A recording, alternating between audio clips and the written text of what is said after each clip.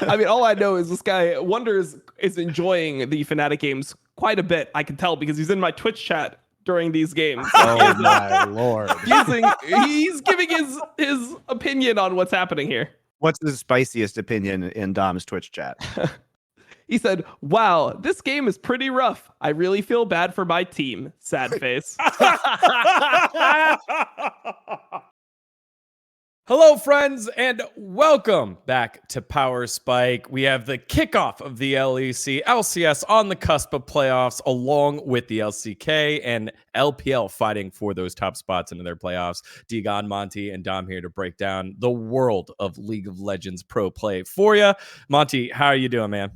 I am doing fantastic. As usual, well, actually not as usual the last couple weeks, but as usual when LEC is being played, we get to do this right after the last game of LEC ends.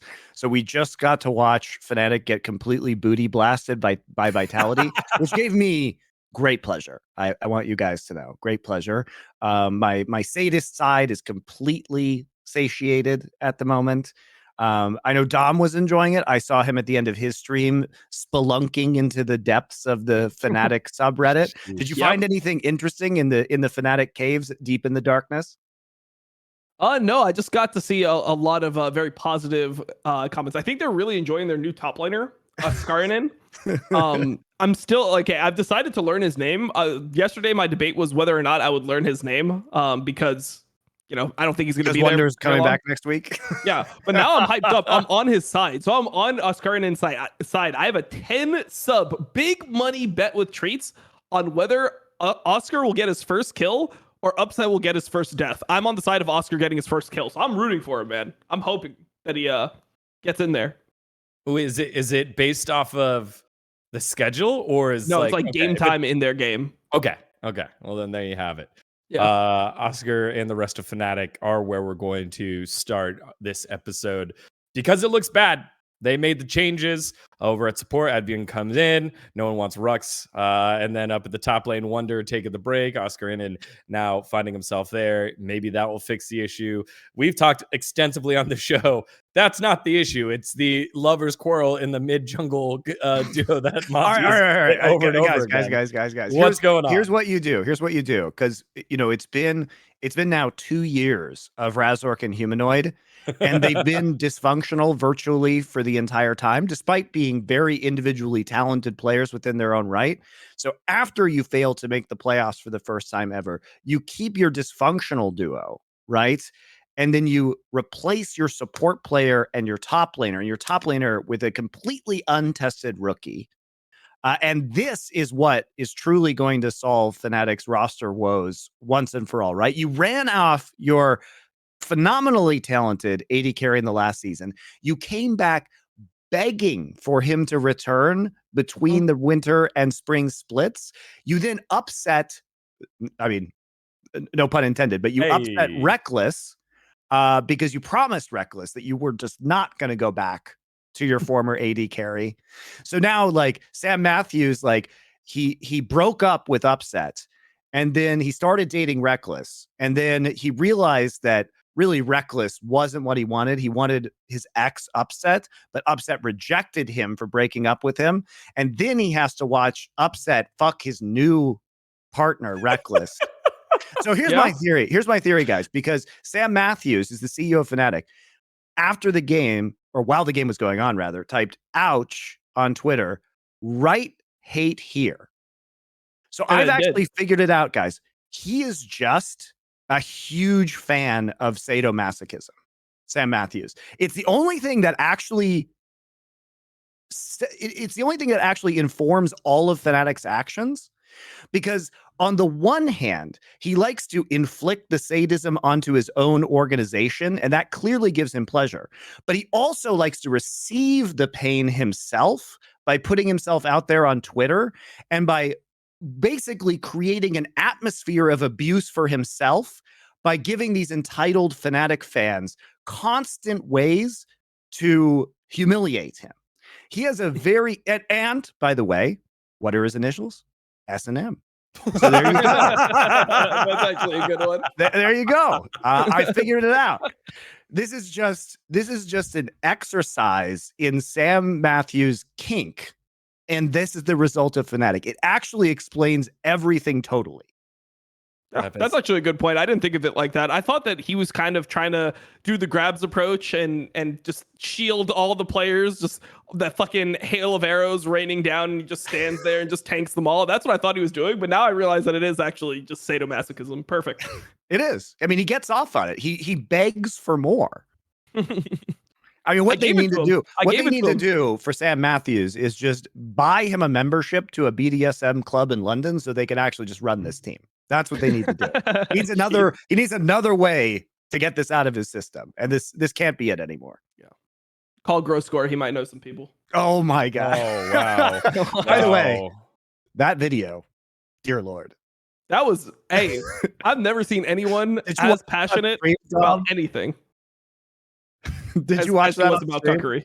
Did you watch that on stream? I don't think you can because he's banned on Twitch. Really? You can't. Okay. I'm pretty sure like you. Well, look, you're not supposed to be able to, and a lot of people have. But if I did, I would get banned. That's how it normally works. To our friends watching live, it's been great having you on Twitch. Even just talking about it up. I failed us again from steering us away from pissing off powers that be, but you know. It's still giving you great content that you can watch at the LFN YouTube channel that you can subscribe to right now. I'm looking at the hate tweet, so basically ouch was one tweet, and then the reply to it was another Sam Matthews, right hate here. And I'm just looking at them, and he answered like 4 or 5. Why did he answer mine, bro? Hey, that's what I was gonna say. He answered 4 or 5 from like randos, and then I see LS in there, Dom's in there. Here comes a bunch of other people with check marks, and nope, there we go. We go silent there. So yeah, sorry, Dom, you're too big. I mean, I don't know, bro. I mean, he gave me a free reason to hate. Who am I to pass that up? Like that's just crazy. But and besides, he likes it. So really, mutually beneficial. You would be doing him a disservice by not saying something. So exactly, that's the way I see it. With your bet earlier that Oscarinen is going to get his first kill sooner than Upset gets his first death. The only way that I think that doesn't happen is if he gets benched for Wonder right back on in. What do you make of that? Wonder is just so chill about this whole benching situation. Like he really just didn't seem perturbed at all by it really during the offseason. And now it makes total sense, guys, because he was just like, wait, really? Don't worry about it. I'll just be back in by week 2. It's fine. I just get paid for an extra week. I don't think he's playing again. He's not playing again for Fnatic. I don't think that he necessarily fought the benching as hard as he could. I'll say that. Oh no, you want to bench me? Oh, okay. I mean, all I know is this guy Wonder is enjoying the Fnatic games quite a bit. I can tell because he's in my Twitch chat during these games. Oh my lord! He's giving his opinion on what's happening here. What's the spiciest opinion in Dom's Twitch chat? He said, "Wow, this game is pretty rough. I really feel bad for my team. Sad face." Then he said, and then the day before that, he said, "Wow, SK is actually so good. I think Fnatic wins this game. I'm washed. Why would you want me on Koi?" And then I said something about Oscar, and then he said, "Hey man, that's really mean. Sad face." And then, I love Wonder. Then he came in today, and his response was, "Honestly, Fnatic can win against heretics, maybe." That's what he said. That's where we're at. That's where. Well, I mean, the thing is, and we talked about this in the first LEC split. Like, you only have the 3 weeks, so going 0-3 puts you in a pretty deep hole. And we did see a 3-6 team in Astralis get through into the top 8.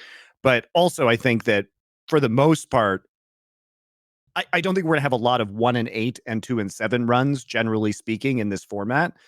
And so I think 3-6 may be eventually a cutoff, and that means that you still have to win, 1-2 games a weekend heading forward. Like 0-3 is very rough place to be.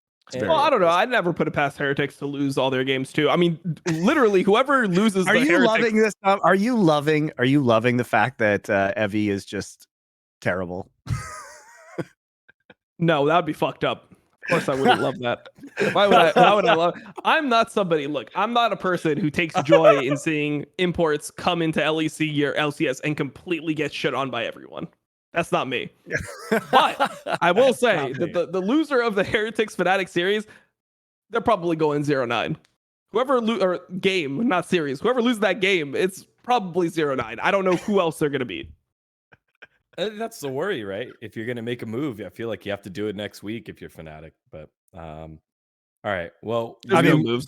to be fair, we thought that last split about XL, where we were like, are they going to sub in Abadage for VTO? And then they just like didn't do it, and then just got eliminated. So you never know. You never know how these things work. It does feel like, yes, it the league structure now gives you it lends itself to using subs more, but that doesn't mean the players are more ready to do it. Like, I feel like so many players just, as soon as you get subbed, they wouldn't take it well. Like, it's just not in the DNA of a League of Legends pro to get subbed like that. So I think, yeah, they should get Sam Matthews. He loves being a sub. Jesus. All right. Monte loses power once and now it's gone crazy. Yeah. My God. Well, Fnatic fans, I know that you loved that segment, but we got to keep moving on. Let's move on to our first structured segment of the show. This week's Keeper Kick, as we like to have almost every episode.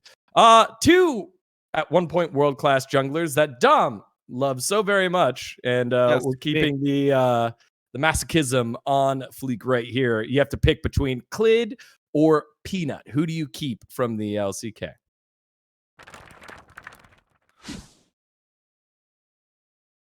So before we get into it, so I had to do this to Dom. I had to do this to Dom just because he was messaging me on Discord earlier this week, trying to file charges against Clid for abusing Viper.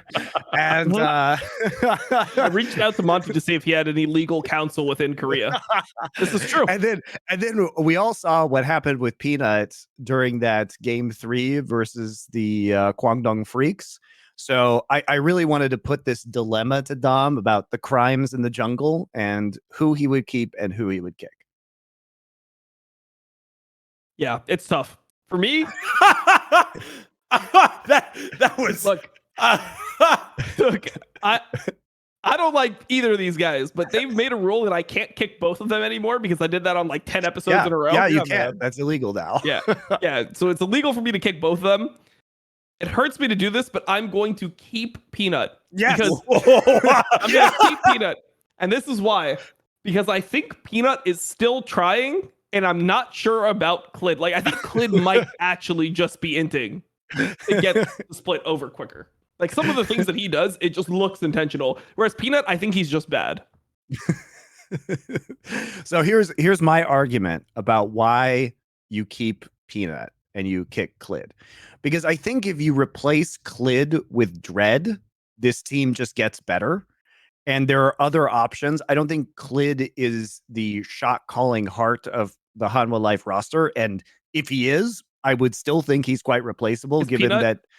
that. Yes, he is. Is he the guy that called the Elder? He's like, I'm going out of the pit here. Finish Elder. All right, look, let me make an analogy for you. Dom, are you familiar with Krang, the from Teenage Mutant Ninja Turtles? He is the villain. This is a deep cut. This is a deep cut for this generation, man. And like Dom's really close to us. Jesus.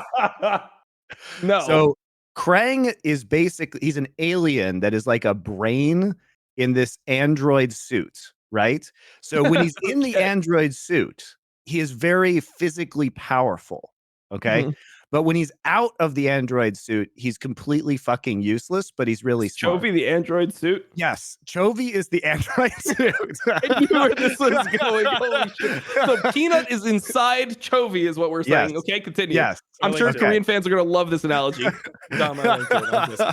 So my point is that now in the critical moments when Peanut gets out of the suit at the end of the game, like we saw versus T1 or we saw versus Kwangdong Freaks. He gets out of the suit. He's just a little brain getting beaten up, okay?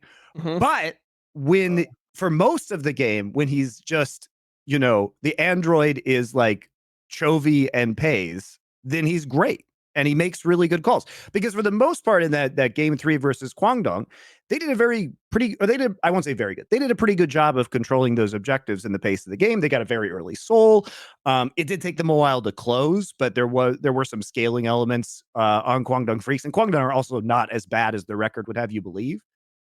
But I think at least Chovy, he provides a lot of potency and his shot calling is generally very good. And he is the major voice on this roster. And in spite of all odds from Ruler and the Lehens leaving this team, their style has remained remarkably consistent and very effective. And that macro sense and the way that they play the game is still strong. Yep. They still get a lot of advantages. They still do an excellent job at controlling objectives overall. They often get objectives without even fighting because they set up their waves so well, or they force vision traps, several minutes in advance. They're a very smart team. Now, we just have to accept that the price of this is that Chovy leaves the pit when the enemy jungler isn't there. Peanut, yeah. Or Peanut, sorry. Peanut leaves the pit when the enemy jungler isn't there to try and kick an Ezreal when he could have just used Smite and Elder Dragon and won the game. And he just lost the game. And also, here's the other thing.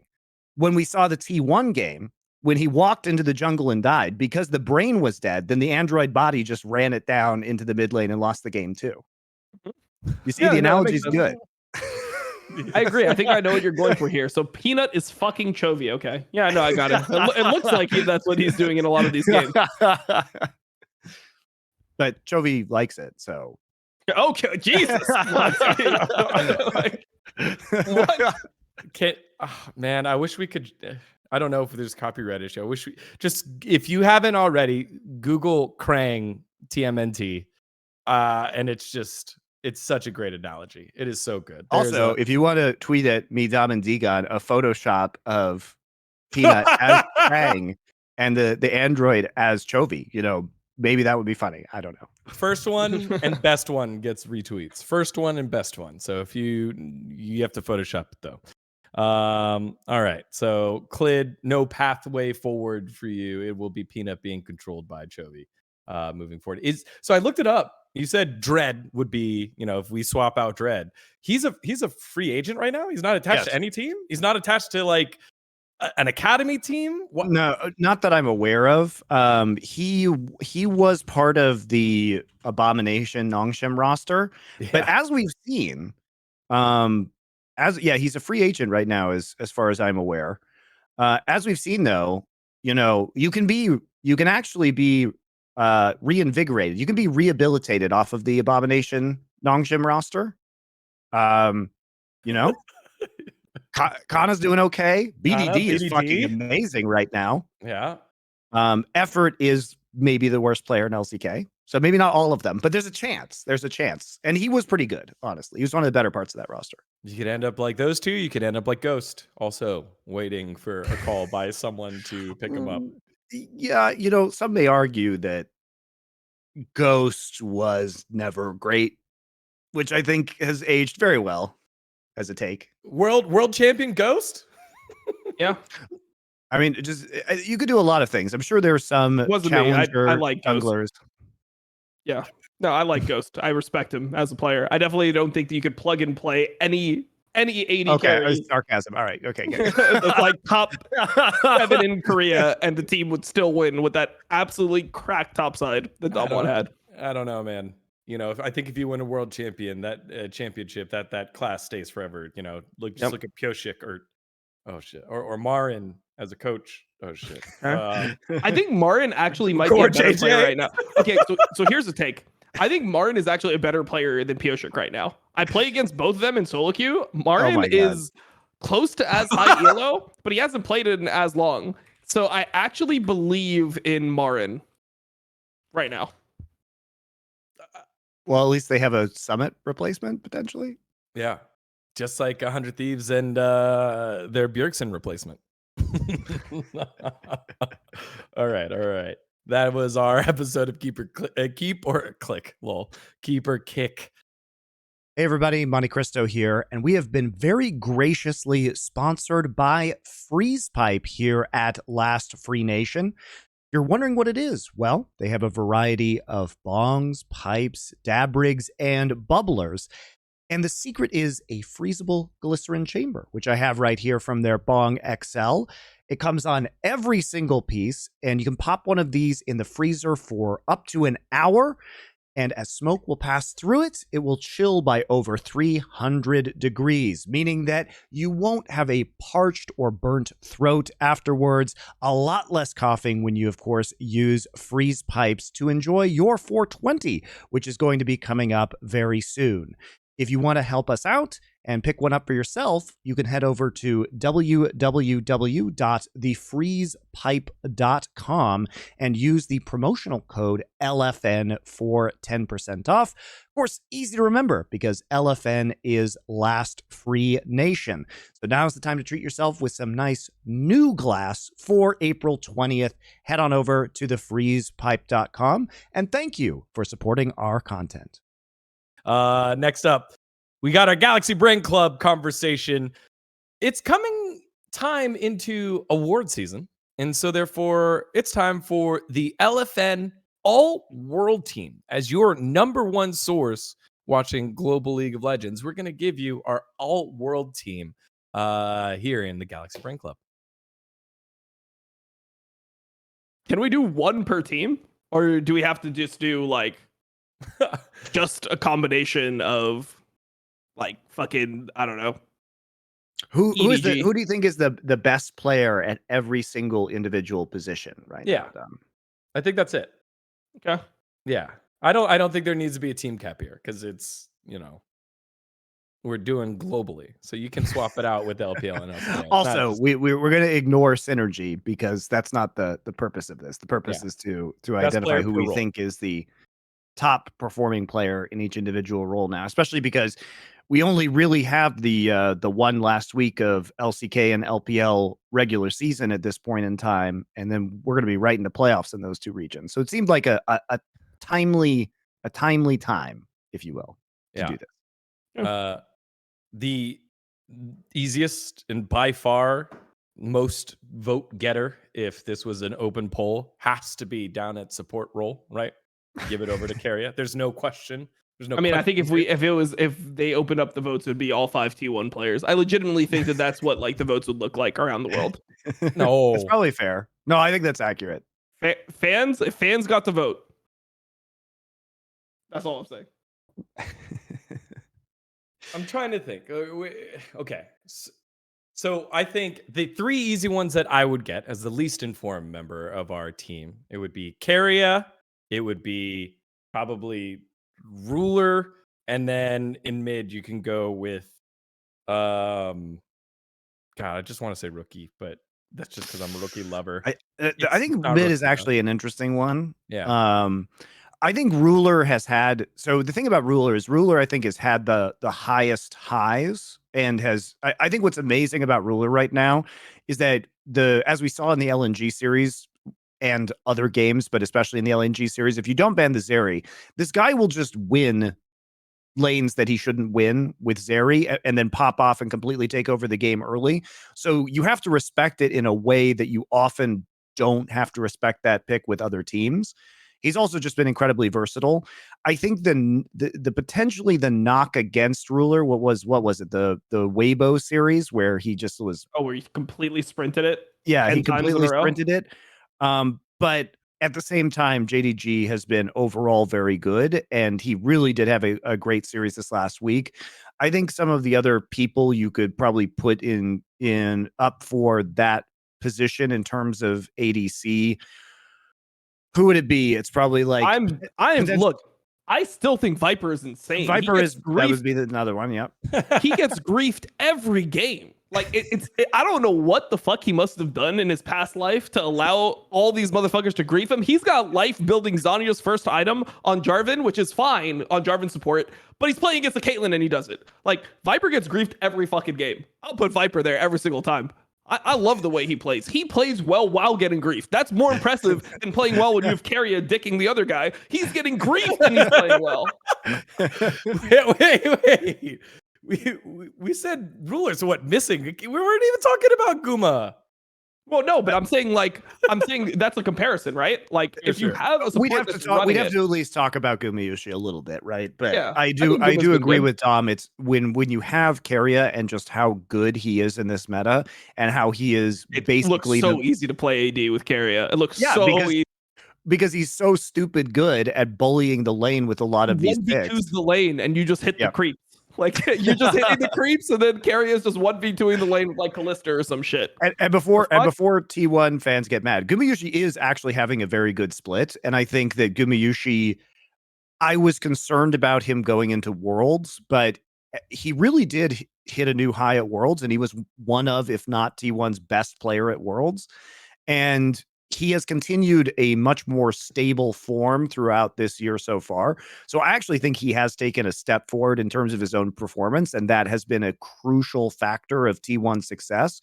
But I also think that if you look at Viper and Ruler, who were the top 2 AD carries heading into Worlds last year, and maybe, don't have the same caliber of laning partners that Gumayushi has, their performances are also pretty impressive. Dom, I've always been a Viper enthusiast. Well, I think that most of the time you're probably going to end up with 4 Koreans on this roster, and I think the one place where I would have a Chinese player is 369 because I love the way he plays top, and also I think that this is a great meta for him. Like playing tanks top is fucking broken right now. I know Zeus loves the gore drinker on Jace. He's playing a lot of that.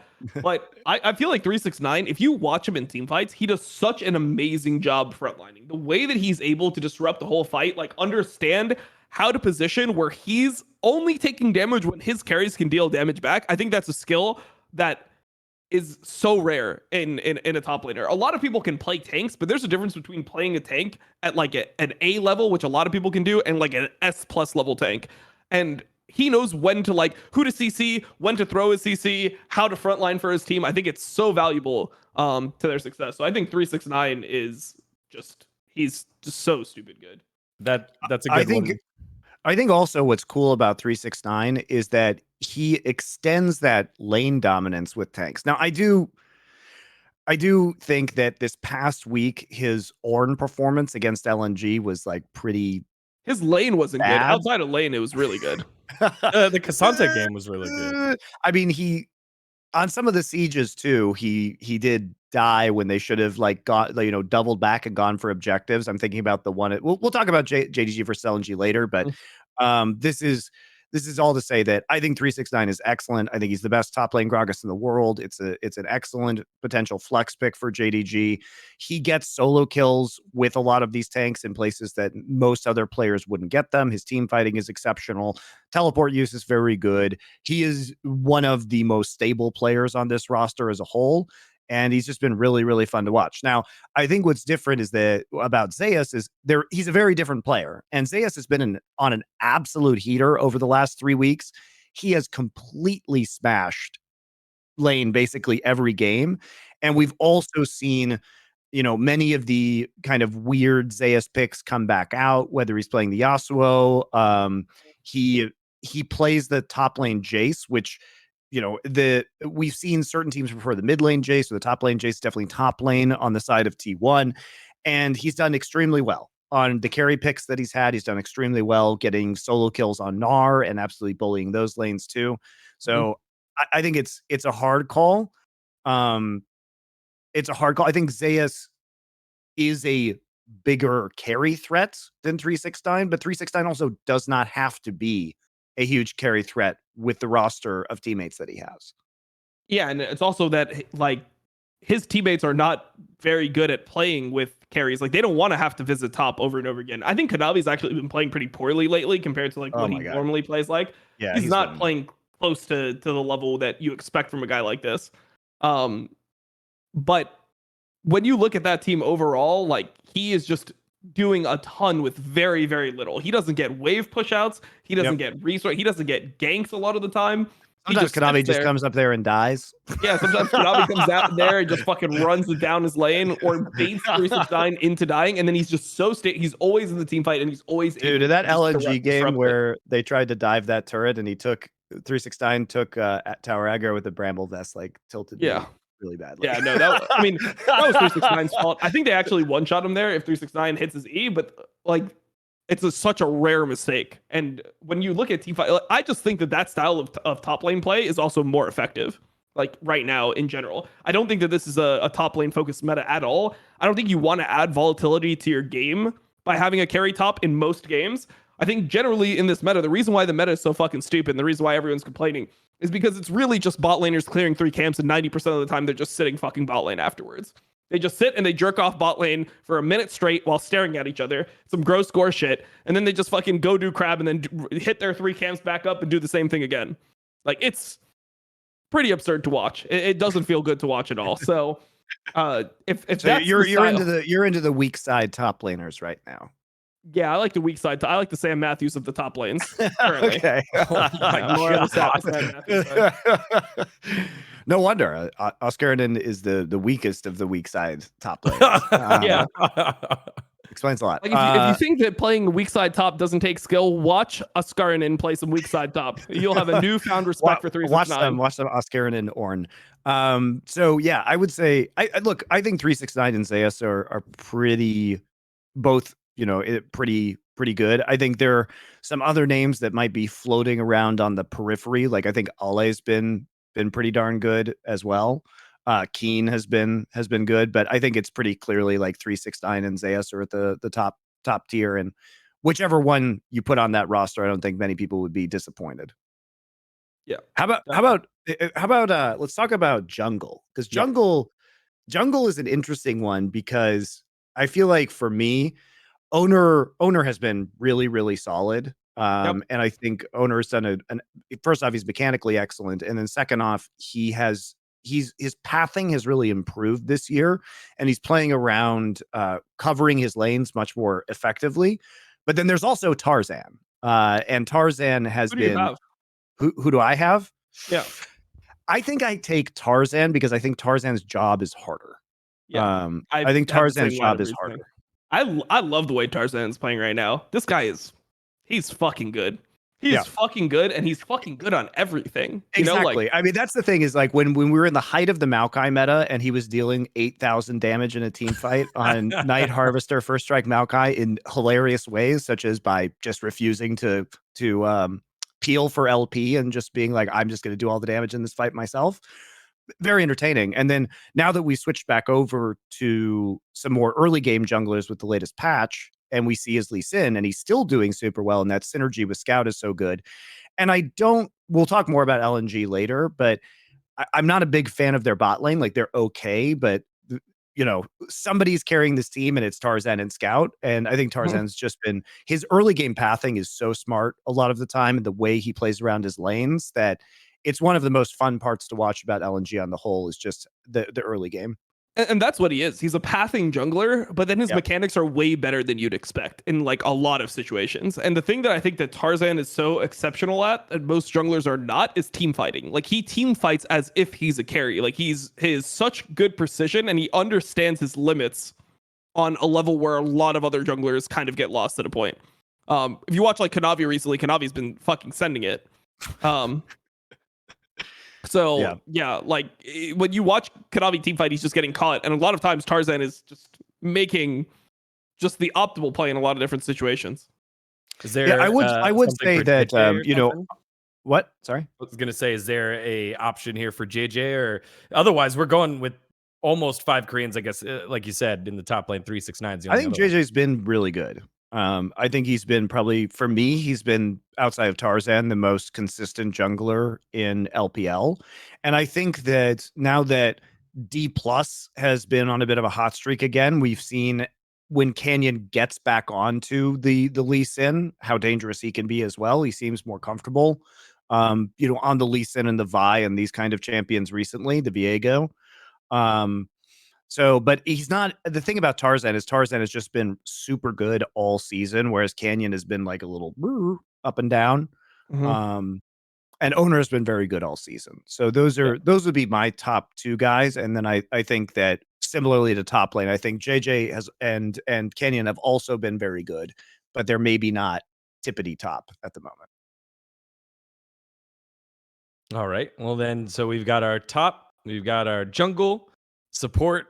Is there any other conversation we want to add into it? Who's our like second team all world support and third team all world support behind Keria? It's kind of hard. I've liked Crisp. Yeah, Light and Crisp. I think Crisp on Weibo has been one of their more stable players. I think he's been pretty good. I think Lehens has been pretty good. Let me think. I'm trying to look through everyone. Yeah, I pulled up all the rosters from. I mean, I still think major Missing regions. has been fine. I think Missing's been pretty good when you consider what's going on. And I mean, he's having games where Kanavi's inting. There's obviously bad ruler games. I think Missing has been surprisingly consistent. Sure. It seems like he's been able to match the level of play from ruler in a lot of these lanes, and they're able to do things that you'd expect it would take some time to be able to do.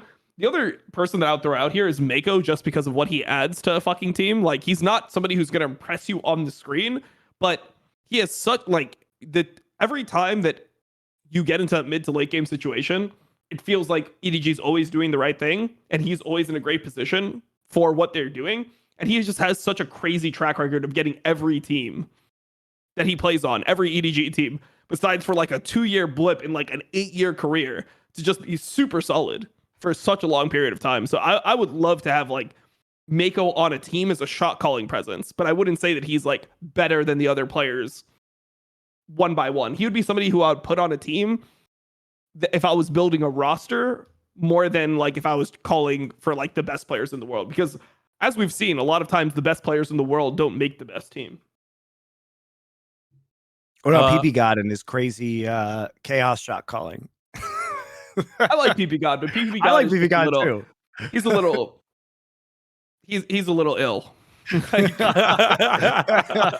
I mean, like, you want PP God on your like full Chinese team. Yeah, if you have he's very fun to watch. Look, if it's time to play some full Chinese League of Legends, they nerf every disengaged champion in the game, and it's all about just fighting all the time. Put PP God on that roster. Well, guys, is this not fans? I tried. I let him down this path. This was the best opportunity for us to get a Western player in the All Worlds, or at least the honorable mentions. Is Mickey not in this conversation at all? That's actually not bad. Well played. Yeah.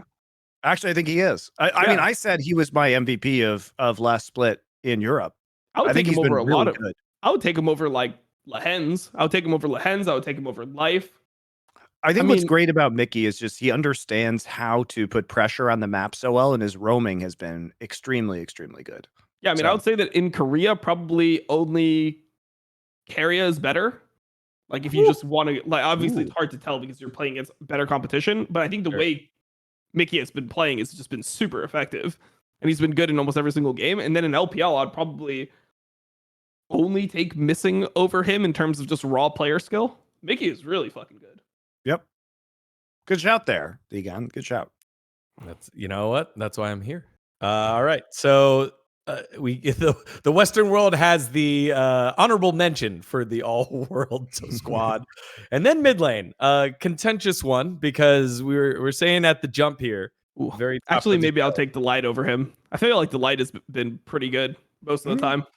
Yep. So maybe I'll put 3 over him. So that's still in the honorable mention area. So we did it, Reddit. Speaking of Reddit, this is where we start to weigh in on mid lane, where we had a Redditor come out and post all the stats about, I guess, laning and gold and resources that Figure was not getting, and still having, I think, over 17 games this season as the #1 damage dealer across both teams, not just T1, but across both teams. And that would lead folks to believe that he would be part of this all-world team as a number 1, 2, or I guess honorable mention. So what do you guys have? Where is our mid lane pool? Who is leading the line here with the 4 players that we picked up? I don't know. It's pretty interesting right now because I don't think that there's like a big standout besides for I guess Scout and Scout Rookie. is really good. Scout and Rookie coming out of LPL would probably be your 2 candidates right now in terms of form. And even then, Rookie has looked less consistent than he has in the past. And I think, again, if you think about the rest of the roster and the heavy lifting that Scout has to do, he's been extraordinarily impressive, in my opinion. He has been really, really good. Yeah. It's the same argument with Tarzan. And like part of it is going to be because they have very good synergy together. So they're going to like boost each other up. But at the end of the day, they're still competing with what are effectively super teams in JDG and top. Like LNG is coming off a week where this was it. They had to show if they were legit because their strength of schedule was so weak. And they beat top and then they almost beat JDG. So this was an extremely good showing from them. And the fact that they're able to do this with, I like Zika, but he's kind of a weak side top. He's 19. He's a new player. He's a new player. But I actually, we'll talk about him later, but I think he's pretty good. But he's not the carry. And their bot lane is not consistent and I think has a pretty low ceiling. So it really is like the Scout and Tarzan show, and they've been pulling it off. So big credit to them. Yeah. I think for LCK, the person that I would give a shout here, I think is BDD. I think BDD has been like very good. He's been very fucking good. Like he might be the best mid laner in career right now in terms of performance. I think he's been very fucking good. And then I guess the other 2 people would be Faker and Chovy. Yep. I think for me, the stats around Faker are very impressive because he takes such a small amount of CS. Like he's the lowest in CS percentage after 15 minutes by over 5% compared to Zeka, who's number 1. So he's really not getting that many resources. However, BDD is actually number 2 and he's only 0.7% above Faker, right? So, but BDD hasn't been doing as high of the percentage damage after 15 minutes. It's also, people have been citing the raw DPM where BDD is actually in last place, which is kind of interesting. Yeah. I really don't care about DPM. It's like the context of when you're doing damage. It's like you should be doing damage when you're supposed to be doing damage. Correct. I don't think that's fair against Faker. And I think that one of the things that really helps Faker out is that so much of the early game action now happens around mid lane because of the way that they're playing mid lane and the duos. Like how many times have we seen the Gragas Lee Sin or the Gragas Vi where they just dive and get first blood? And they've been picking really strong jungle mid duos to control that and punish people very early on, and it's been super effective for T1. Or he's roaming on the map and like diving a turret in a side lane, probably bot lane for first blood. So he does tend to get some pretty heavy leads, but a lot of that is just because of the coordination that T1 has as a team and the fact that they're not losing many games. So when you don't lose many games and you have massive gold advantages, it's going to translate into absolute DPM a lot of the time. Now, this is not to say that Faker's bad. I think Faker is having his best season in a number of years. I think he is looking very good. But when you think about BDD recently, BDD has had to be a bigger carry threat because of the nature of the way that KT plays. He's been extremely good, of course, on the Azir, which he is known for historically. Annie's been good. Annie's been good. His Yone's been good. I mean, he's been playing so many different kinds of champions, and his style appears to be much more versatile. And I think what's key to KT's success is that they have been able to translate basically after they took a couple of losses in that week where everybody figured out that you should ban Karma, Sejuani, and Ezreal against them, or and then maybe you pick away the Azir or something like that. KT immediately pivoted and they started running a lot more pick compositions, and then they got really good at those too. So now it's much harder to ban out against KT, and that's been a major change in their play style, and it's been enabled a lot by BDD's playing well and the picks that he's able to pull out. So that gives him a big advantage in the HLE series, like the fact that they don't have to just bank on just playing scaling like Azir Yep. comps over and over again. Or The fact that Jax. they can, Yeah, they don't need the Jax, they don't need the Sejuani, they don't need the Karma, they don't need the Ezreal. Now they can play an aggressive pick style. That's huge for them. yeah. And right now in LCK, it seems like Annie is just insane prio. It's like Yes. first pick it, put it mid or support. You're just gonna fucking win the game. And the fact that now you have to like, you're probably gonna have to in the future just red side bandit into KT. I think these are actually pretty fucking big advantages. And then also like, I mean, DPM, there's a lot of things that go into DPM, but if you're playing a lot of like melee mid laners and stuff like that, I feel like it's going to be rough. Also, Annie is a champion that's going to do shit DPM because it's all about finding like a pick. Sure. Talia, you're not playing to putting your trade in shield lane down. a lot of the time. Like you're not going to just like AFK be trading in lane, and then also you're just not stomping a lot of these games. Like they're a relatively Korean team. KT, I think, is like the most Korean team with like Genji in Korea. He also has 3 games of Twisted Fate, and one of those games of of Twisted Fate was into the Genji, into Chovy on Akali, and like KT is a team that really knows their jobs right now, and that's what's impressive about BDD. So in terms of and BDD's mechanics are still sparkling. I mean, he is a very top tier mechanical player. And we also know that there's insane depth to his champion pool. We've seen Zoe in some other regions, but if that ever comes back out, like, holy shit, BDD is one of the best Zoe players in the world. Like that's, that's what he does. So I think with BDD, he really is key, and especially bouncing back after having a really disappointing year last year. And if, by the way, he played with Ghost, you can't really blame him. By the way, I'm the BDD hater, so if I am gushing over BDD, you know he's good. This is like if Dom's like, I love Peanut all of a sudden. Yeah, shit, that'll never happen.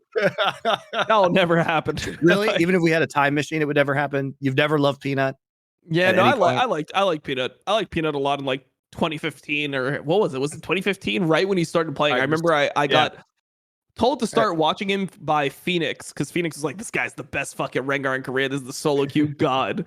And that was when I was playing with TL, and I started watching him then, and I thought he was like next level mechanically for that period of time. I'd never seen anything like it. So no, it was time to change back in the day too. But yeah, anyway, this is all to say, I think for me, like, Faker's been good, and he's probably in the conversation, but if you think about the most impressive mid laners in Korea, I would still probably take BDD and Chovy above him as it stands right now.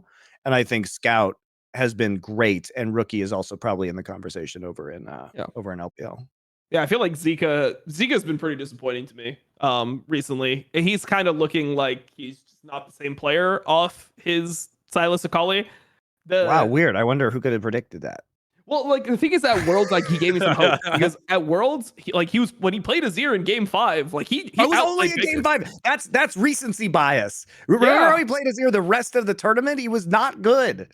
But that game was the most important one. That was the most important one, and he outplayed Faker like pretty much every game of that series. He did play Azir well in the finals, but there were a lot of moments of not being great on Azir throughout Worlds. Yeah, sure, but if you're like getting 2 champions banned, or like you're getting things picked away, and then you're playing the 3rd champion that you're not supposed to be able to play well, I just thought he would take a step forward. And dude, the fucking Annie game he played, was that versus KT? Was that the game where he? My God, it was bad. So.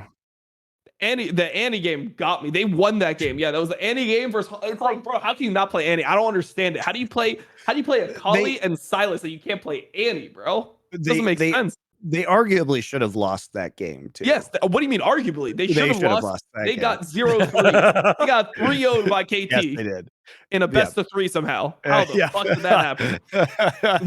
they got 3-0'd. And then one mistake and Annie gets a kill. I watched it earlier this week, like the day after it came out. Yeah, it's coming back to me now. I did like the Samira Jarvan bot lane. That was entertaining.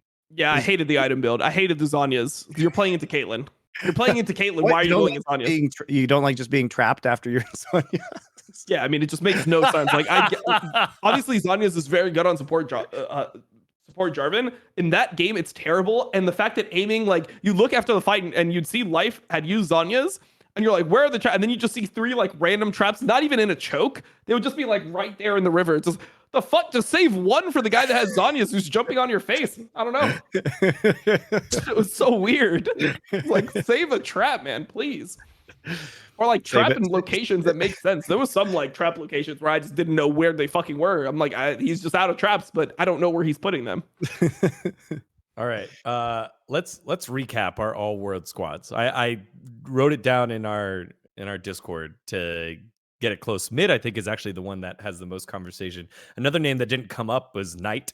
That chat was saying. So we had Scout, Rookie, BDD, Chovy, Faker, Knight. Not in that order, but pretty close to that order. How do we order this in first, second, and third? I think I have everyone else in first, second, and third right now, except support.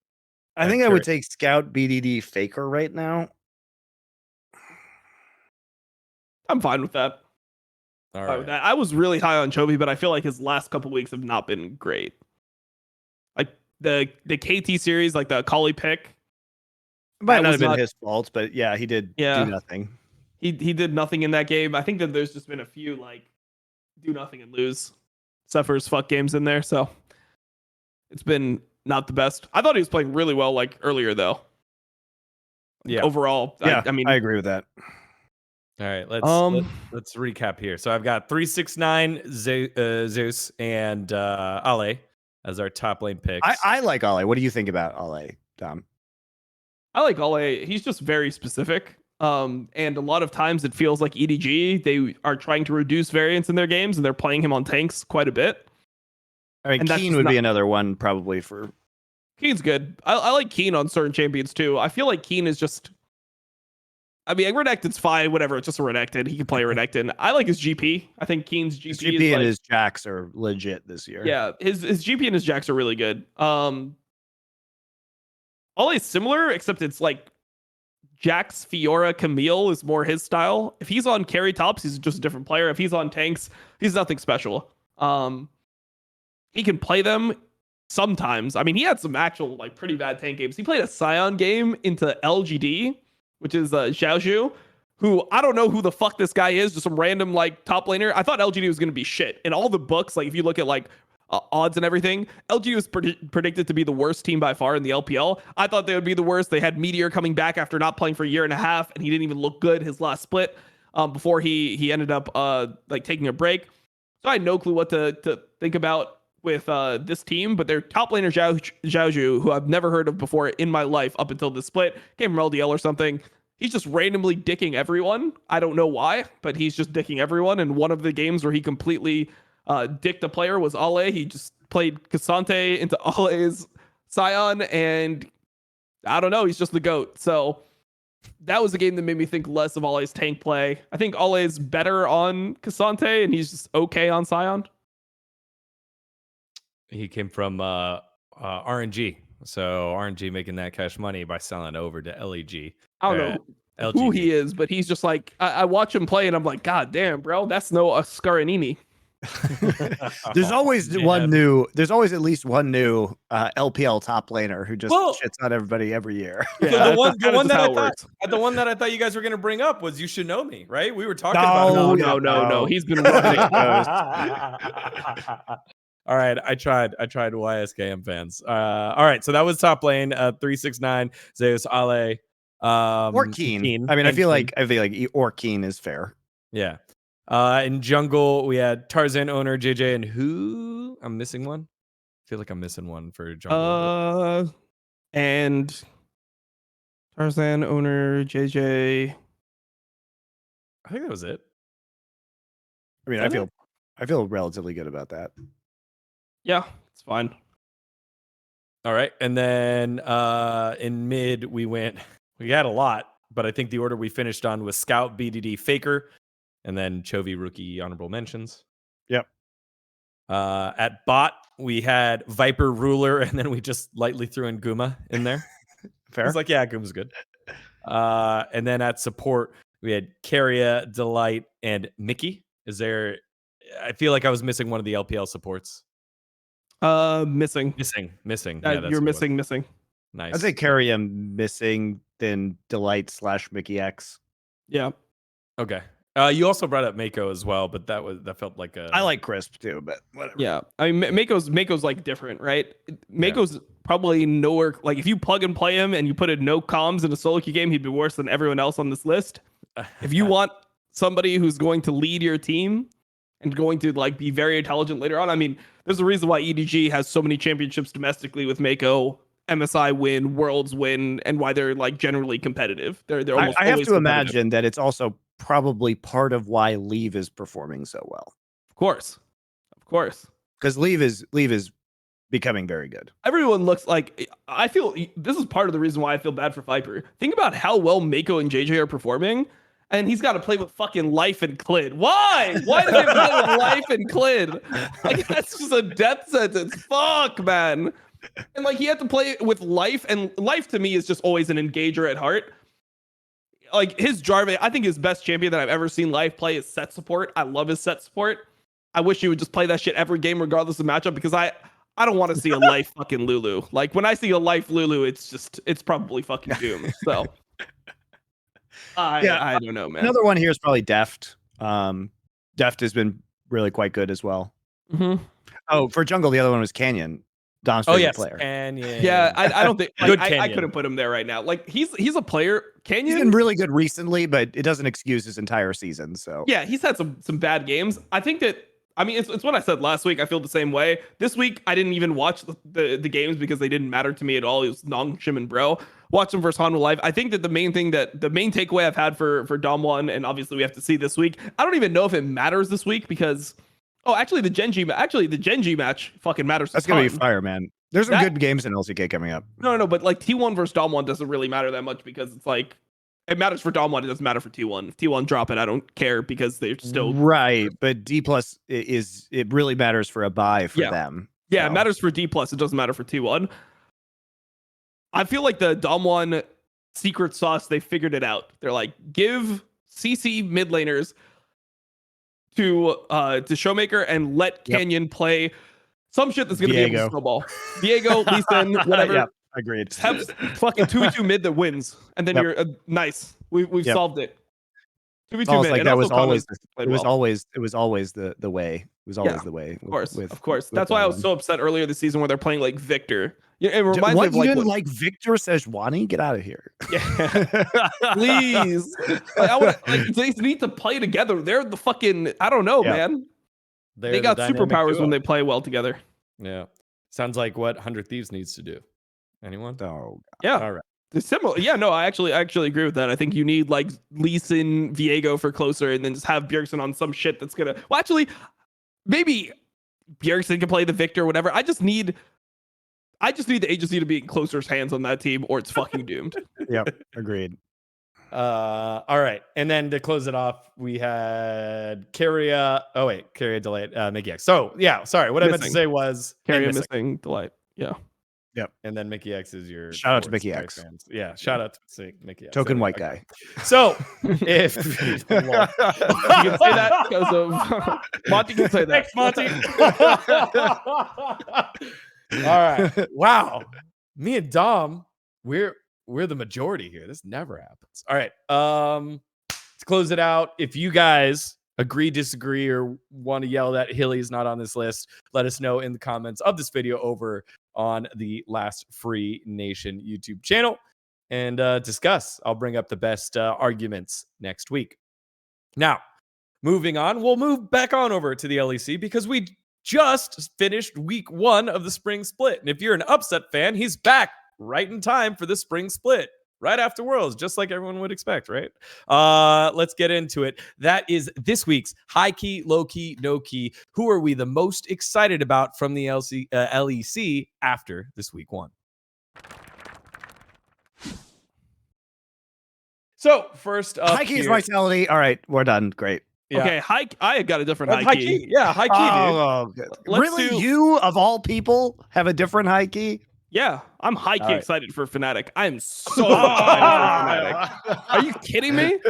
This shit is a content farm, man. Like every time Fnatic, you're gonna watch you're gonna watch all of their new reality TV show. Oh my god, Legends in Action, Fnatic stuff. Like when they lose, it's so fun, man. It's so fun. Like they're just such a fun team to watch lose.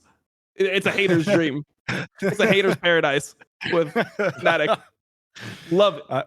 It's true. That is true. There is something deeply. It's so funny because everybody seemed like they were very disappointed while watching when I was looking at Twitter during that Vitality versus Fnatic game. I was just fucking loving it, man. I was like, this is everything I want.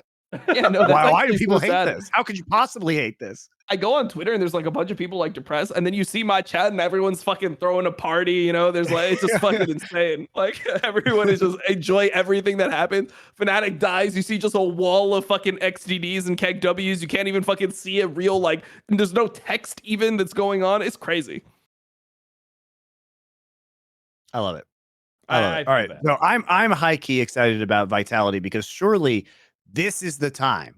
This is now the time of Vitality, right? Surely it has to be. Ignore the fact that they started out very well in the last split and then ran out of gas at the end, right, guys? Because remember, they did actually end up in the first group stage in first place. Surely this is it. But I have to say, like, Kaiser looks like a new man. He's been reborn with Upset. Upset is insanely talented. And this just goes to show what you can do by swapping out a player on the roster if that player is truly, a world-class player. He's been great. Yeah, I mean, it also shows what you can do when you lock in Rakan for Kaiser, where he's actually a human being. Yep. Yes, where he's playing his old engaged champions. Yeah, Team flames his own Lux, so I don't feel bad. He should never play Lux again in his entire life. I don't care. No matter what happens, I would just if I was him, I would never practice it. Just ban it if it's ever good, or ban Caitlyn whenever it's fucking good. Just never play it again in your entire life. Just stick to Rakan, Leona, Nautilus, maybe some Renata in there. You've got enough picks. Heimer's fine. I could deal with some Heimer. He can play some Heimer. But I love that they're doing that. They're not trying to force the Caitlyn Lux. They're like Caitlyn Heimer. It's like the same shit, but you can actually kind of play this champion because it has CC. Or better CC, I should say. I don't know, man. They brought it up on the broadcast and he said, how many times has this team been the team? It's not just even this super team. It feels like an organizational stigma. Like, sorry, Dom, like TL before they won their championship. Yeah, it's Vitality where super teams go to die. Yeah. Like, think about how many times it was the most hype shit ever and they failed to achieve their goals. Yes, they made it to Worlds in 2018, blah, blah, blah. But like, but since then, it's been a bunch of fifth, sixths, except first place in the regular season last split, which was the imaginary split, and then they fell flat on their face. It feels like you got a lot of hesitation before you can fully trust them again, Dom. Yeah, it's tough. You just feel like it's gonna fail because it always does somehow, and you never see it coming. It's the razor cake, man. It's here. But it's even worse than a razor cake because it's like such a spectacular failure that always happens. It's like, oh, I wonder how like they're gonna go out, but for some reason it just always completely explodes.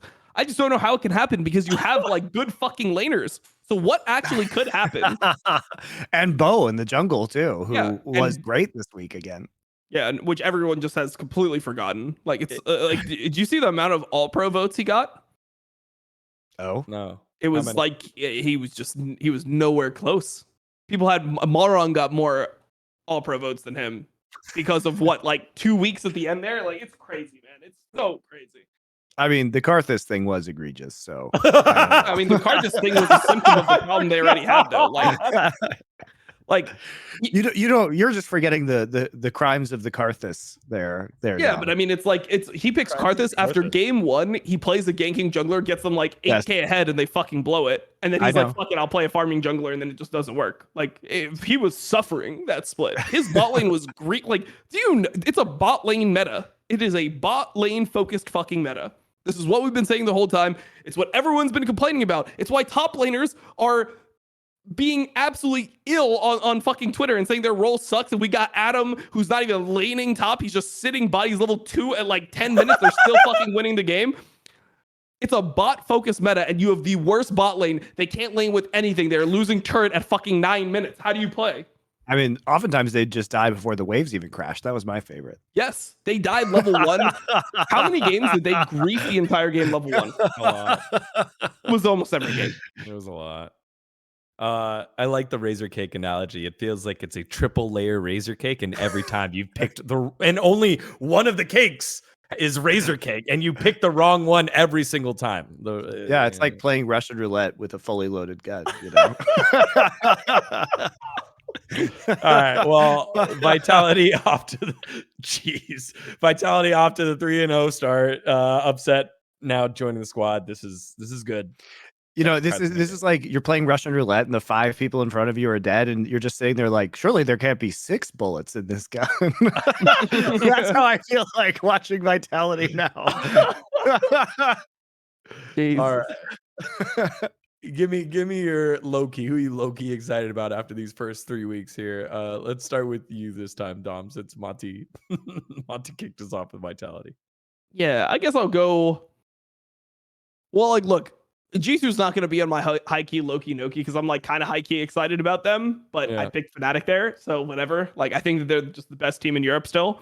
Low key, I'm gonna go Astralis. I think Astralis actually looked pretty fucking good compared to how they looked before. And Leader actually wins lane. I just love Leader. Like, what I like about the change to Astralis is, yeah, they were 3 and 6 during the round robin the last time, but they overperformed expectations, especially in playoffs. And like, what I like about Leader is you know what you're going to get, and you can make plans and play around Leader's style. And I don't think they're going to win a title, but will they be better if they're smart about using Leader? Yes. Is there a ceiling to how good they can get? Yes.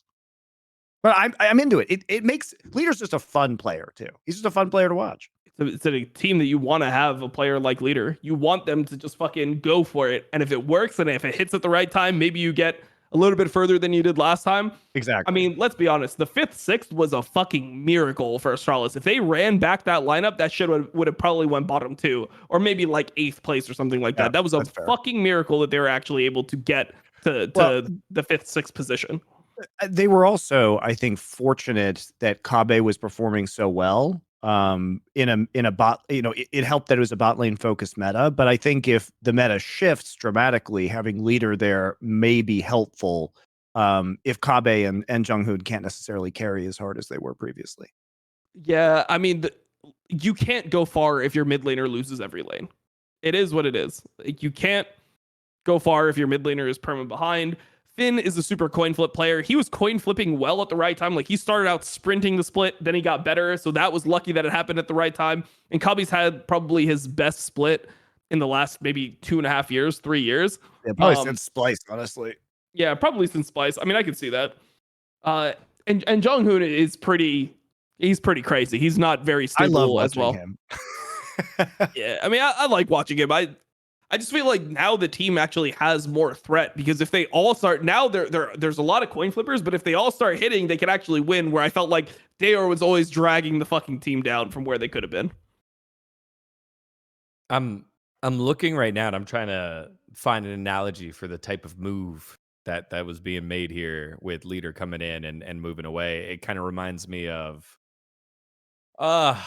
what maybe when Jizuke came in to the LCS. Look, and it was I gotta put something past you guys real quick. How do you think my team would do in LEC? All right, I had all these people doing LEC live views with me. This is my team. I got Wonder, Selfmade, Jizuke, Upset, and Treats. That's my 5. That's my 5. Tell me how many more wins they would get than Fnatic. I'll coach them. Yamato can coach him. I'll just fucking be the owner. You also got the coach who's in your live views. I think you could probably get 7th with that roster. 7th only? Well, you have Upset, so that's pretty good. Upset carried worse than that. He carried some dog shit. Yeah, but the Jizuke self-made jungle duo scares me quite a lot. Oh yeah. Oh, it fucking crazy. That makes me really nervous. Okay. I think it would just be I think 7th or 6th would probably be the ceiling for that roster. Ceiling? Hell no. If they hit it, they're going top 4. If they really hit it off, they're going top 4. If they get the split push going, the 1-3-1 with Wonder and Jizuke in the side lanes, and then upset popping off. You can't tell me Self-Made and Jizuke will play that much worse than Razork and Humanoid have been. That was literally what I was about to say. You put Wonder right back in the same yeah, situation. you put Wonder in the same spot. You got Upset fucking carrying them motherfuckers. Hilly was running it the fuck down. Treats could run it down just like Hilly and it would be fine. You got a fucking squad. All right, here's my other argument. How well would they do in the LCS? Oh, they'd win that shit. Like third. No, they wouldn't win it. They'd make it to the live event. Yeah, they would go like third, top probably. They get top 4, I think. Okay, all right. Those are my boys. Just had to see where we're rating them. See how they're doing. This hurts me to say, but yeah, I think that's right. Bro, imagine CLG versus that team. Holy. I don't know, man. I was wounded watching LCS this last week and the fall of FlyQuest. I don't know why Vikla can't like lane anymore. I don't know what happened to Prince. Okay, so here's my theory. I think that Vikla and Prince are protesting in Korean solidarity with Winsome. So they're running it down to bring Winsome back. It would explain some of that very aggressive posturing he was doing in the bot lane. Maybe they forgot the junglers exist, which I guess when you're playing against Team Liquid, yeah, it's easy to forget historically this year. Do you put Winsome back in? Historically Monte? This year, I like that. Yeah. Do you put Winsome back in, or do you play with Ayla? Yeah, Ayla is done. It doesn't even matter if he's better than Winsome. The team just likes Winsome more, or plays better with Winsome. I don't know what the fuck it is. You just put the guy in that you were winning all your games with over the guy that you're losing and look bad with. That's not. But the mechanics, we all can agree, Vikla and Prince are playing way worse. That's not Ayla's fault. Yeah, doesn't matter. Should have been here earlier, bro. Should have got the visa situation sorted. I don't know how you like. That's so like shouldn't have seen your family, bro. I guess you can't see your family. You lose your job. Like it is what it is. I blame it is what it is. Punch stayed here for like 3 years. He didn't go back because he knew. He's like, shit, bro. I go back and I'm losing my job to Zion Spartan. It's never coming back. Holy shit! It's true, actually. It is. It's a tough industry because Australia would actually just put you in jail and like not let you off their prison island. So it was smart of him not to go back. As terrible as it was. All right, my bad. I pushed us to that edge. Monte, who was your low key? LEC. No, I agree. Astralis. Okay, I think they've been fun. I was pretty excited about Leader going over there just because it makes them much more fun to view. Throw SK in there. I'm low key excited. I don't think that they're that good. You can take Astralis. I'll do another one. I'll do another low key. I'll go SK. Yeah, another one. It just feels like I'm surprised that none of you picked up. They did beat Astralis, but now in retrospect, I mean, they didn't have the strongest competition this week. So I'm excited to see the SK Vitality, Koi, and Excel next week. I think all those games will be pretty compelling. All right, let's move on to Noki then. Where are we just doomed? Doomed. Is it Heretics? Monte, we'll go with you. I mean, I would just say Fnatic. I know Dom's hyped about hating them, but there's basically nothing that I can be excited about with this lineup anymore. It just feels like what was so weird is it felt like the Razork humanoid experiment was over after Worlds last year. And yet we're here for round 2, I guess. Nobody wanted round 2. No. Because the thing about Razork and Humanoid is that they each had individual spells of playing well. Like Razork was really good in summer playoffs, and then Humanoid was very good at Worlds. But it wasn't ever because of their synergy. It was like they hit certain streaks of pop-off performances and rose individually to another level. But they never actually figured out how to communicate with each other in game or mesh their play styles. And then the roster at the start of this year didn't work. And now it's just like, there is nobody who I think is going to be actively willing this team to be a success at this point in time as a player on this roster who is going to step up and motivate this team to be better. Who actually gives a shit about playing this year on Fnatic anymore? That's a real question.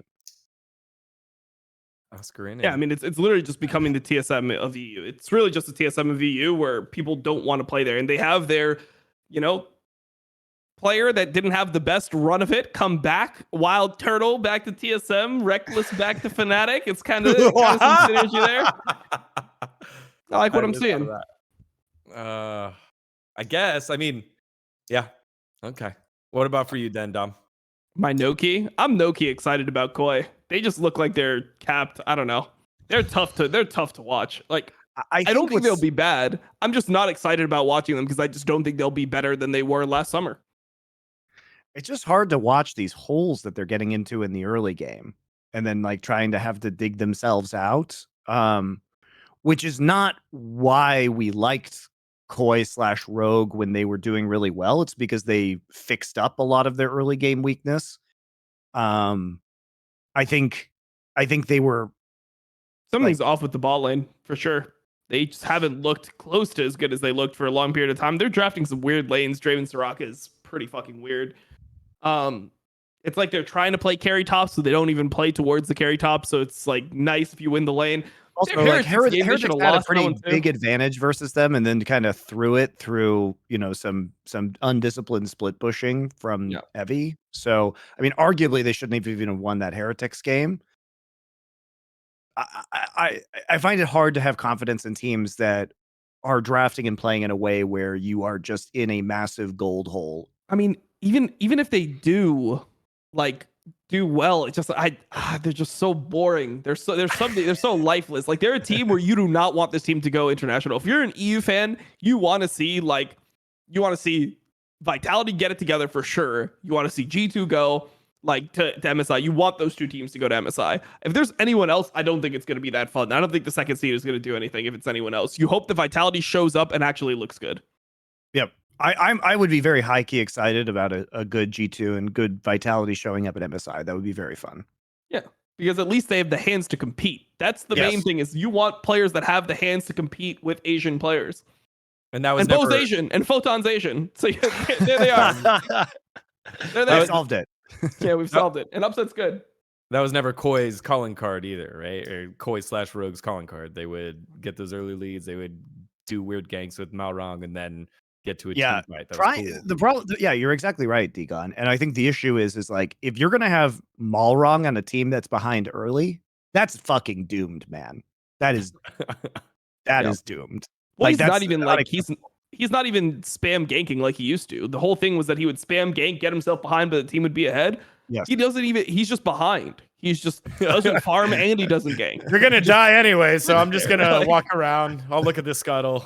We don't have prio, so I guess I won't get it. It's a 4v5. He just stands in lane. He stands in a rush. The Malrong way. I love Malrong too. I love Malrong, but this style just doesn't work with him. Dom, how do you feel? Malrong. There we go. I hate Malrong. I fucking love Malrong because you know what? When I watch Malrong's pathing, I am just cackling about all of the things that he's doing and the mind games that he's playing, and he's a very unique player. So I appreciate him. I mean, just like I appreciate Peanut, but for different reasons. I mean, I'm like the opposite type of player to Malrong. Like, I don't like being behind. Like, I like to have, like, if you go look at my fucking stats when I was a player, I like having gold advantage. I like having fucking kill advantage. Like, I want to be ahead and progress the game like that. That's not Malrong is somebody who loves being behind. How could you want to be behind as a jungler? And it's not even he does it in ways that's he hurts himself so much. It's just like watching somebody self-harm over and over again. It's you never want to watch it, right? That's how it is for me. I'm watching him not only skip camps, but then he's not getting gold where he goes. He's not getting experience where he goes. And he goes back and he has no money. And then he buys the wrong items that make him even squishier in the game. And then he spends it on pink wards and shit. It's literally just watching somebody self-harm over and over and over again in game. How could I enjoy that, bro? I'm not fucking sick in the head. Monte is. That's why he enjoys Malrong.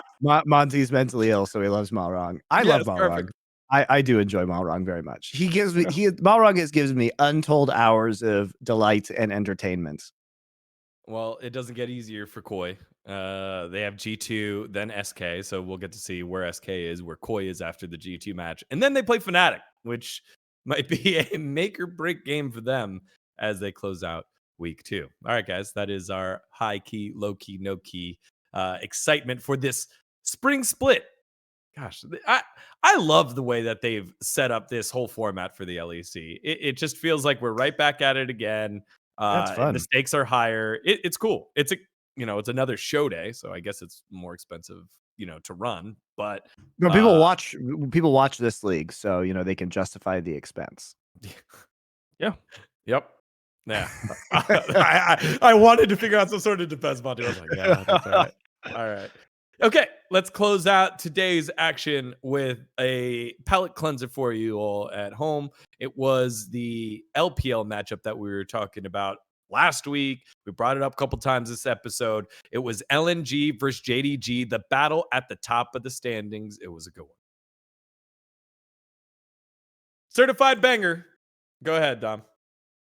All right, so the certified banger this week, there was a couple we could have went for. I was thinking about T1 Hanwha Life, but I feel like the last game was kind of rough, and I felt like the games were very similar. Like, even though Hanwha Life won a game, it felt like T1 just threw pretty much. LNG JDG, I thought this was a very interesting series, though, because you got to see JDG actually get pushed, and they had to like really beat LNG. LNG came to play, and LNG kind of showed that they aren't frauds. They are actually a legitimate team. And they have very systematic ways that they're able to actually get leads, which I think is very, very crucial for teams if they're going to compete on like an international level, or if they're going to potentially make worlds. What LNG did in this series, if you saw the game 1 draft, I thought it was very good. This is the game that LNG ended up winning, where they get a pushing mid, pushing bot. They play with the Draven lane, and they use that to invade enemy bot side jungle. They control it, and then they deny on the wave push back out. You control the enemy jungle. Enemy jungler can't stay in the bot side jungle. And then you freeze the lane with the Draven into Lucian Nami, and they can't play the game at all. I thought that was very good, and being able to have like good prep and execute on stage, really, really impressed with that. So I thought they looked good there. They don't have the 3 of their players are not top tier players, but they're good enough. They're probably like top 7 players, I would say, in their roles, which is good enough. They kind of remind me of JDG last year in that respect, but they are willing to play things that they're not super comfortable on, that they're not really good at, but they play them at a high enough level where it's still effective. So they're willing to play things like Draven, even though LP is not like a Jackie Love Draven, for example, in the LPL. He's able to play the Draven and pilot it proficiently enough that they're able to get a lead and they're able to win a game with that. Zika's not only playing weak side top laners, he's also willing to play Jax, and he plays that at a level where you can actually get leads and you can win games. So overall, I thought this was a really good series because JDG didn't just get to win by existing. They weren't just like the better team and they won without a fight. LNG put the struggle to them, and they made JDG like prove that they are actually a legitimate team, that they are able to team fight, that a lot of the strengths of previous JDG last year still show through in their gameplay. So I thought this was a really nice series to watch. Yeah, and I think you kind of got the entire universe of what's fun to watch about these teams. We also got a bit of a throwback to the Ari Lissandra matchups that really dominated the draft, like at MSI and late in the spring split of last year. And Scout had just, I mean, it's everything you like, right? It's Scout showing why he is in consideration for best mid laner in the world right now by having this incredibly good Lissandra game. Even in some of the like LNG, even in the losing side.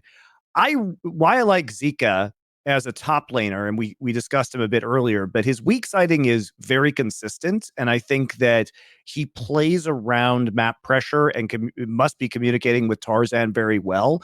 He controls his lane very effectively, even if he doesn't get a lot of the ganking resources. And I think what's cool to me about Zika is I watch him play Renekton in particular, and he is much more successful than most other professional Renekton players at getting very good flanks. And I think that that's a pretty interesting skill to have as a Renekton player, because you have to space yourself basically perfectly on the flank because he doesn't have the longest engage range, but you still have to stay out of getting caught by the enemy team. And the pressure his Renekton presence puts on in some of these team fights or setting up for Drakes is really, really good.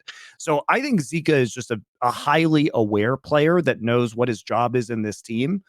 And in this series, we also saw, I think, LP and Hung doing a better job than they typically do, which maybe gives me a glimmer of hope for the future, because LP that bot lane has been, I think, the thing that people were concerned was going to hold them back. But at the same time, as solid as LP's performance was, you still get to see how good Ruler is. And like, there is a big difference between LP and Ruler. And Ruler's Zeri game in game number 2 is just phenomenal. And Ruler's knowledge of when to all in team fights with Zeri and shifting up his itemization, running the Rune's Hurricane second in that particular game proved to be really effective because of how he was able to clean up some fights that looked potentially disastrous for JDG. He also played really well in the second game or the third game of the series on Aphelios. So you can, unfortunately, it makes you imagine when you watch these two teams fight, it makes you imagine what JDG might look like with Tarzan and Scout and what LNG could look like with Ruler and Missing. And I kind of just want to like jam these two teams together in a way. But it was really fun. It was a really high level series. It's very good. All right. There you have it. Would it be JDG buying them or would it be LNG buying them? It would be JDG buying them, right?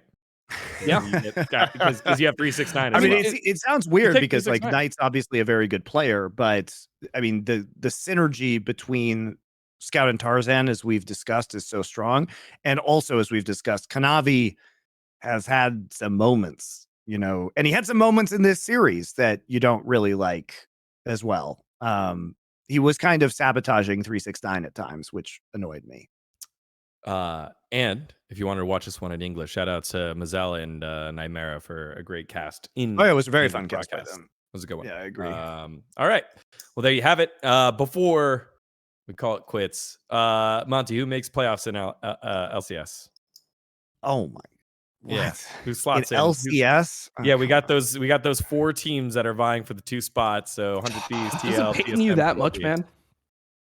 Does it pain you that much? I just don't care. Jesus. I just don't care. I hope Golden Guardians makes it, even though they're in. Licorice might be the worst player in LCS now that Spawn isn't playing anymore. They're in. They're not guaranteed in, not yet. They're in right now. The teams that are still fighting for playoffs are Liquid, TSM, CLG, 100 Thieves, and Golden Guardians, right? Yeah, okay, sure. They could have a cataclysmic meltdown and not make it. Yeah, they'll probably be in. All right. So who on the cusp of 100 Thieves, CLG, TSM, and Team Liquid do I want in? Yeah, I mean, Golden Guardians plays Dig. They're fine. All right, yeah. I think 100 Thieves will. Unfortunately, I think 100 Thieves will probably make it in because they play Immortals in TSM. But this will be the first time that I've ever said this, guys. I hope TSM makes playoffs instead of 100 Thieves. Whoa! And then I take Golden Guardians, CLG, and TSM. Just because you think 100 Thieves is actually TSM at this point.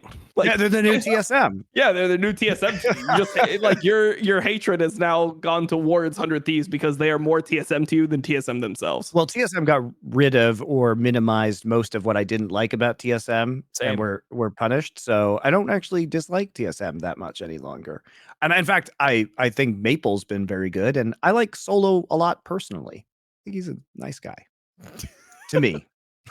He is. I laugh just because he's known as like a toxic solo queue player, but I just never heard anyone else say that. Which is what I care about. So never heard anyone else say that about Solo. Dom used to have a run in with Solo every now and then. Oh yeah, this motherfucker in solo queue. This motherfucker is insufferable. He is just so ill. But now he doesn't type anymore. He just like I don't know. He's like nice now. I don't know if he's just given up the typing or he's just like, this is what's holding me back in my career. I just refuse to type. He said he still types. He'll instead of typing anything, he'll just say like woof because you're bringing the dog jungler around. But that's okay. I guess he hasn't barked at me recently. All right. Well, there you have it. That's this week's episode of Power Spike. Wait, no. We got to talk about our games that we're actually saying. Dgon, you derailed us into LCS when we have to talk about the good LCK and LPL games that are coming up, such as D+ versus T1, HLE versus Gen G versus D+. I was gonna do that after I sorry. reminded everyone. Sorry. Yeah. What are you reminding? What are you reminding people of? Sorry. To make sure to like and subscribe, leave comments below on who you think is going to make it to LCS playoffs. And then I'm like, all right, guys, where will everyone find you this week? Monte, where will people find you this week? What teams in the LCK, what matches should we be watching? Those ones, and hopefully I'll be able to stream matches if I don't pull a dom and my power doesn't go out like it did on Sunday. And then also, hopefully, I'll be able to stream them because I'm not drowning in business calls for Last Free Nation, which has been my life. So, hopefully, good things to the future, but been a little rough on the old time in the present. Gotta say. Bangers only, including these good calls. Dom. Also, EDG versus OMG is coming up this next week. That's got to be the clash of all styles in the LPL. Yeah, no, that's gonna be fun as fuck. It probably won't. It'll probably be just EDG neutering OMG and then just beating them with their severed genitals. That's what I assume that it will be. Wow. Yeah, like this episode has been. I didn't know where I was going. You're gonna rip the PP god right off and just beat them with it. Yes. There's ripping PP god off and just he's gonna beat them. The problem is that OMG, and this is what always happens with OMG, they become too legitimate at a point, and then teams just attack them in draft super cynically, which is what we're seeing now. Where, like today, for example, Weibo, they just banned out 3 Cream champions, Silas, Akali, and Yone. And then you have Cream playing Victor. And every time Cream plays Victor, everyone who watches my fucking stream when I watch OMG knows that if I see a Cream Victor and a fucking like Enchanter support, I just want to die. I want to die on the fucking spot. Please smite me down so I don't have to watch OMG lose another game with an Enchanter support and fucking Victor mid lane. It never fucking works, and it happens all the time. But there's only so many melee mids that are viable in all these situations. The teams know not to give Aki Sejuani, so he's not going to get Sejuani. They're not going to have access to the really niche melee mids. They're going to ban out the good melee mids, and then it's just going to be rough from there on out. Yeah, there's only one JDG game this week too, and it's Rare Atom, so it's actually not that many bangers. Yeah, there's not that many bangers in LPL. I mean, the main maybe thing OMG, WBG, Weibo might be interesting. OMG Weibo already happened. That happened today. Oh, sorry, my bad. Yeah. That was what happened. That was when they got neutered, and yeah, I mean, it was the beginning of them getting smacked around with their own PP god. I think a lot of the matches that you have to see is there's not going to be a lot of bangers this week. What you have to look for is, are there any upsets from these like middle tier teams, because there is going to be a pretty tight playoff race right now. WE actually has pretty decent schedule. Like WE's last matches are LGD, Weibo, and NIP, all winnable. They're 6 and 7 right now. A lot of people thought WE would be bad, but they have some decent players on their team, right? Like most notably, they have Hope on their team now with IWillDominate, which is somebody who people wanted to see play. Top laner is not that good, but they're going to be vying for a playoff spot. RNG had a big win versus Weibo, and they have 3 easy matches as well, so they're going to rise up from 6 and 7. TT. I feel like everybody's had a big win against Weibo right now. Yeah. I feel like that's the story. I mean, Weibo's losses is someone else's. OMG just got their ass beat. And I mean, Weibo, obviously, the thing that's been weird about Weibo is they actually beat Top and JDG, right? Like they beat exactly. Yeah. Good teams. So they were looking really strong. TT is actually not guaranteed. Even though TT is currently sitting in 9th place, they have a tough last couple games, so they're going to probably lose to Top Esports and EDG. Depends, because Top Esports has been very weird now. They like changed a coach, they are having internal issues, whatever, but then they play Anyone's Legend, which should be a free win. So you really just have to watch a lot of these like middle of the pack teams to see who can actually rise up, because teams that have 7-8 wins, like even OMG, who looked pretty good, they're nowhere close to guaranteed. OMG is an extremely hard schedule. OMG plays EDG, Top Esports, and BLG. And then the way that they do tie breaks in LPL is it comes down to your game score. And that normally ends up being a decider for a few of these teams, because a lot of the time you end up with multiple 8 and 8 teams. So you'll end up with even a couple 7 and 9 teams and one of them qualifying. So LPL, it always gets into like the nitty gritty of like, how many games can you win? Can you lose to a top team but take a game? That might be the decider between you getting to playoffs and not. Right. Damn, they do. That's a brutal tiebreaker. Just games. Yeah, overall game score. And because I mean, it's the right tiebreaker to take, though, because you're playing against 16 other teams, so it's your strength against the field. Yeah, and head to head, it's like you only played each team once. If you win one best of 3, that doesn't necessarily matter. So Teams like WE don't have a great head-to-head. One of the things that OMG has that's pretty good, or a game score. OMG has a pretty good game score, so they're 19-14. So if a bunch of teams end up 8-8, maybe they end up getting in off of that. But it's going to be close. They're definitely not guaranteed.